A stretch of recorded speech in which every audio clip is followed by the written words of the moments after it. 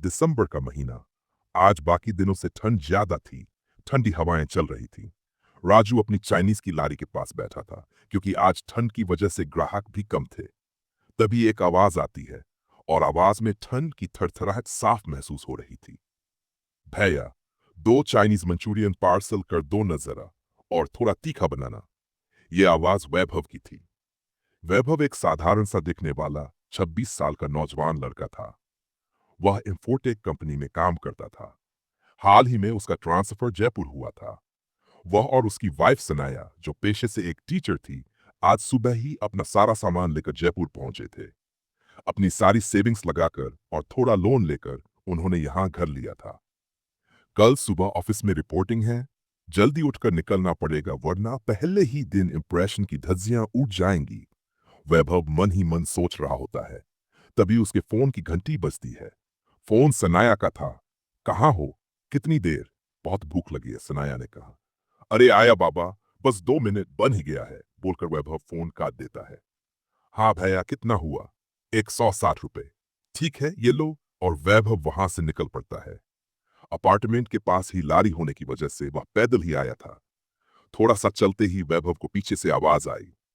मुड़कर देखा तो वहां एक बूढ़ा आदमी खड़ा था। सफेद लंबे बाल, सफेद लंबी दाढ़ी, धूल से सनी हुई चादर जिसे उसने अपने पूरे शरीर पर लपेटा हुआ था। तुम वही हो ना जो माधवराज अपार्टमेंट के 313 नंबर फ्लैट में रहने आए हो? बूढ़े आदमी ने पूछा। हाँ, पर आपको कैसे पता? वैभव ने आश्चर्यचकित होते हुए पूछा। उधर सनाया घर के सामान को अपनी जगह पर रख रही थी। तभी उसे ऐसा लगा कि उसके पीछे कोई है। उसे लगा कि शायद वैभव होगा। आ गए। कहाँ रह गए थे? भूख के मारे मेरी जान निकल रही है। सुबह से चिप्स के अलावा और कुछ नहीं खाया।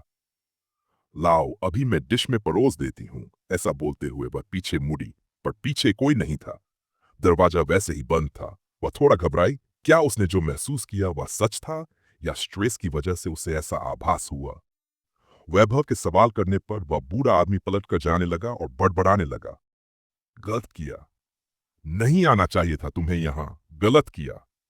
वैभव कोई उत्तर नहीं दे पाया और उसे जाते हुए देखता रहा।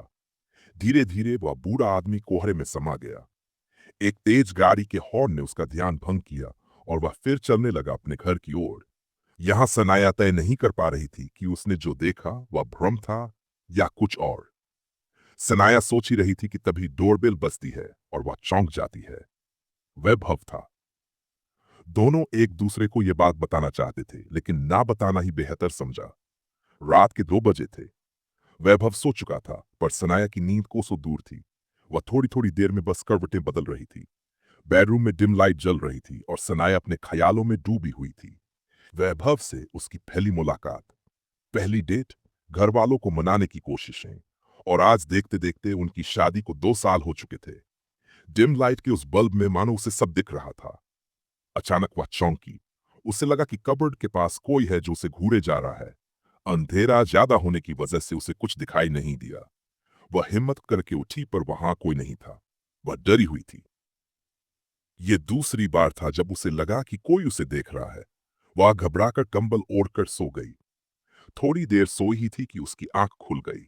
उसे लगा जैसे मांस सड़ रहा हो। उस बदबू से उसका सिर फटा जा रहा था। उसने बगल में देखा, पर वह वहां नहीं था। वह घबराई, किचन में गई। शायद वह पानी पीने उठा हो, पर वह वहां भी नहीं था। वह हॉल में आई, पर वहां भी वैभव नहीं था। उसे महसूस हुआ कि इस रूम में ठंड कुछ ज्यादा ही है। ठंड के मारे उसका पूरा बदन कांप रहा था। वह बेडरूम की ओर जा ही रही थी कि तभी वह बदबू फिर से आने लगी। उसे लगा पीछे कोई है। वह मुड़ी और उसके होश उड़ गए। दरवाजे के पास एक औरत खड़ी थी जो उसे घूर रही थी। धीरे धीरे वह उसके पास आने लगी। जैसे जैसे वह पास आ रही थी, वैसे वैसे ठंड और बदबू बढ़ रही थी। वह चीखना चाहती थी, वहां से भागना चाहती थी, पर जैसे किसी ने उसके शरीर को जकड़ लिया हो, ऐसा महसूस कर रही थी। वह औरत अब उसके बिल्कुल पास थी। सनाया अपनी आंखें बंद करना चाहती थी, पर कर न सकी। उसने उस औरत की ओर देखा। काले लंबे बाल, पीली आंखें, आधा जला हुआ शरीर जिसमें से थोड़ा धुआं भी निकल रहा था। वही बदबू उसी औरत से आ रही थी। वह पास आई और कहा, वो आएगा और तुम्हें भी जला देगा, सबको मार देगा। चले जाओ यहां से, अगर जान प्यारी है तो। सनाया की आंखें खुल गई। वह डरी हुई थी। उसकी नजर घड़ी पर गई। सुबह के 9 बजे हो चुके थे। दिसंबर की ठंड में भी उसका पूरा शरीर पसीने से भीगा हुआ था। उसका सिर अभी भी दर्द कर रहा था। उसने एक हाथ से अपने सिर को दबाते हुए सोचा, क्या सच में ये एक सपना था? मैंने तो उसे खुद महसूस किया था। ऐसा सोचते सोचते उसे वैभव का ख्याल आया। उसने देखा, वैभव वहां पर नहीं था।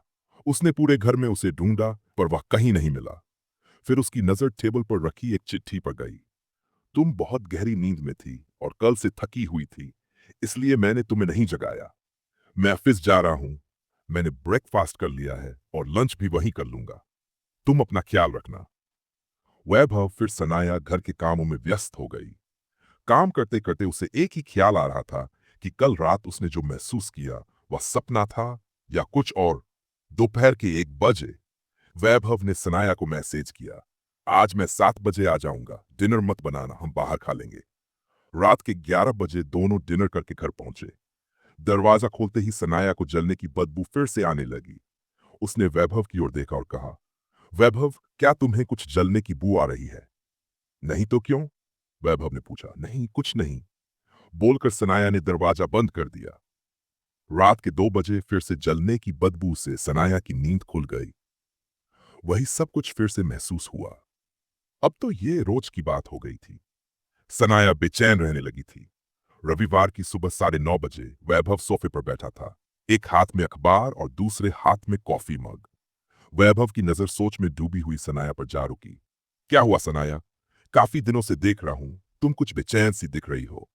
तबीयत तो ठीक है ना तुम्हारी? वैभव ने कॉफी मग टेबल पर रखते हुए पूछा। कुछ ठीक नहीं है वैभव। जब से हम यहाँ आए हैं, तब से रोज डरावने सपने आते हैं। सनाया कुछ और कहती, उससे पहले किचन से कुछ गिरने की जोरदार आवाज आती है। दोनों भागकर किचन में जाते हैं। यहाँ तो कुछ नहीं है, तो ये आवाज कहाँ से आई? वैभव ने पीछे खड़ी सनाया से पूछा। सनाया भौचकी रह गई। उसने वैभव के पीछे उसी आधी जली हुई औरत को देखा जो वैभव को घूर रही थी। क्या हुआ, ऐसे क्यों देख रही हो?